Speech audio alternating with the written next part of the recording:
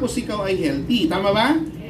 Mahirap naman, marami kang pera, tapos, diba, comatose ka, tama ba? Di ba, sabi, proud ako sa'yo, di ba? Tapos comatose ka, sinusubukan ka. Maganda yung healthy, tama ba? Gusto niyo ba yung marami kayong pera, tapos malakas kayo?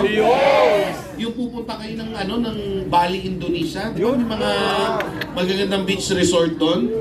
Tama? Tapos healthy pa kayo, tama ba? Pangit yung inaalalayan kayo, tapos niwi na yung yun, ha? Sir, ito, di ba, nag-enjoy kayo, di ba, relax. So, maganda, kita ka ng pera, then, pupromote natin yung ating wellness, tama ba? And yung last, strive together. Achieve growth in our community. Importante kasi na magpalaki tayo because maraming tao yung naghahanap talaga ng pagkakakitaan. Agree ba kayo? Yes. Alam nyo, lalo ngayon, yung panahon, pahirap ng pahirap, tama ba? Paggrabe ng paggrabe yung sitwasyon, lalo na yung ekonomiya natin, pabagsak ng pabagsak. Agree ba kayo na hindi yan about government lang? Yes.